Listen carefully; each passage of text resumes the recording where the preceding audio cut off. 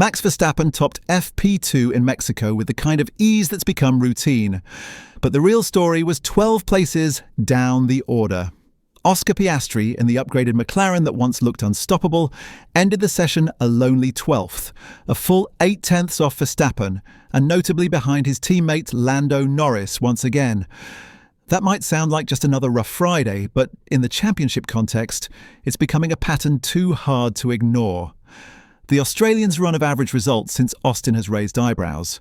And not because of a lack of pace, but because of how McLaren seems to be systematically shaping itself around one driver. If you've been following the season, you'll know this isn't just a bad setup day. It's a symptom of something deeper. But before we get into that, if you enjoy breakdowns that actually cut through the PR noise, don't forget to subscribe. It helps keep us digging beneath the surface instead of repeating what the teams want you to believe.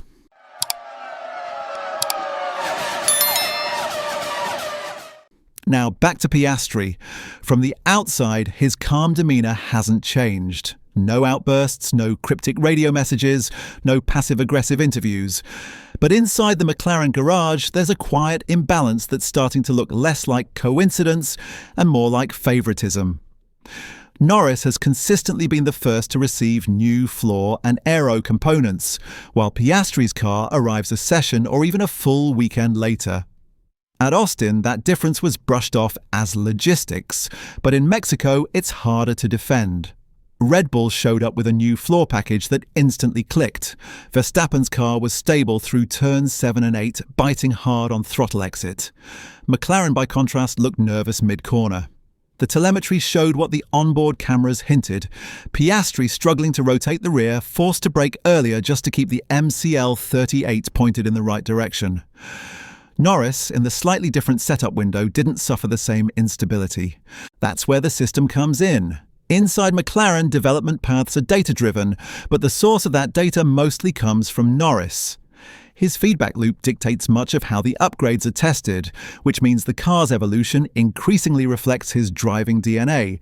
It's efficient on paper, but it punishes anyone whose style diverges.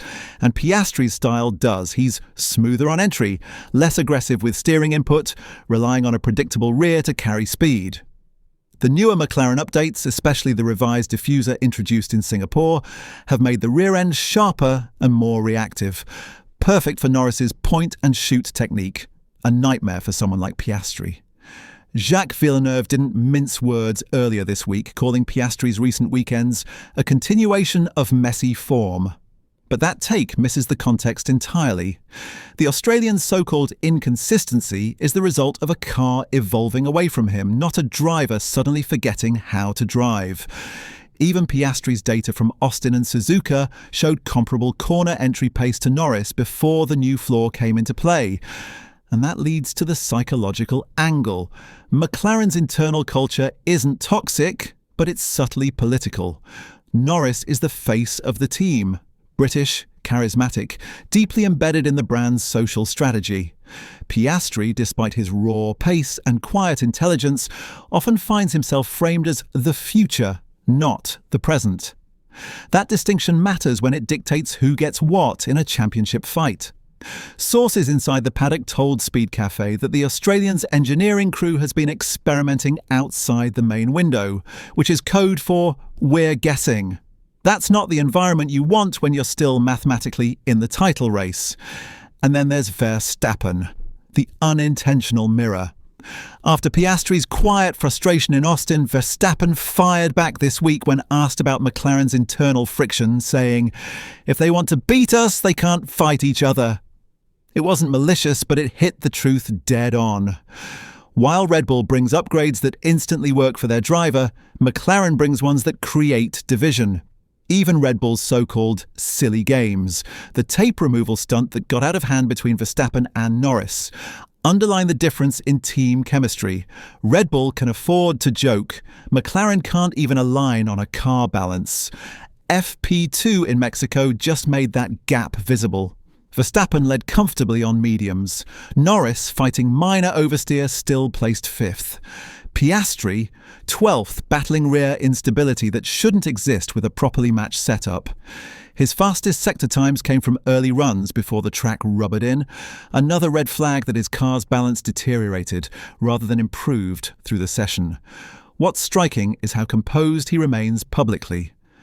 "We've got some things to understand," he told Planet F1 after practice. "The pace isn't there yet, but I know where we need to look." That's Piastri's code for "it's not me, it's the car." But saying it out loud would trigger a headline storm McLaren doesn't want.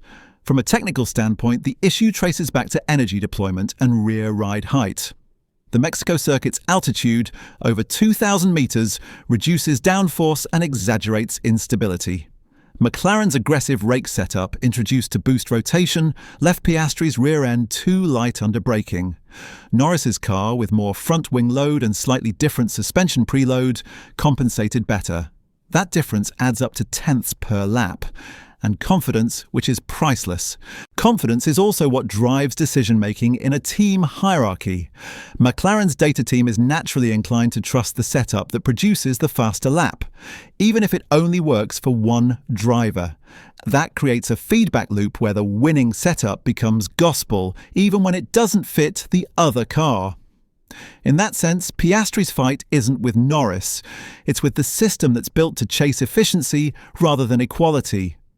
Every F1 team claims to treat both drivers the same, but history says otherwise. From Webber at Red Bull to Perez now, the second driver becomes a test case, not a title contender.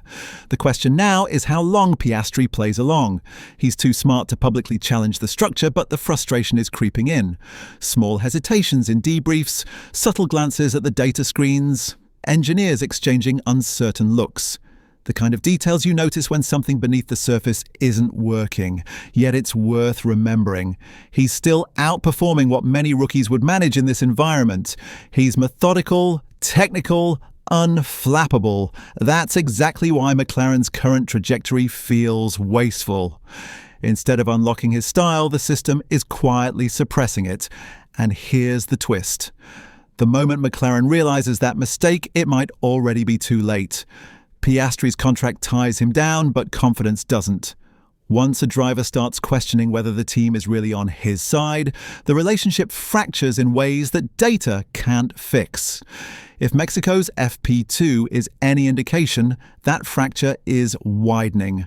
And while McLaren's press releases will insist everything's fine, the stopwatch never lies. Piastri's 12th place wasn't just a blip, it was a symptom. A symptom of a team so obsessed with optimizing around its lead driver that it forgot the other one still has the talent to win. For a team once hailed as the most balanced pairing on the grid, that's a sobering truth. And as the season edges toward its final rounds, McLaren's data-driven equality looks more like a polite way of saying one size fits one. The real question, and the one Mexico might force everyone to confront, is simple. How long before Oscar Piastri stops adapting to McLaren and starts demanding that McLaren adapts to him?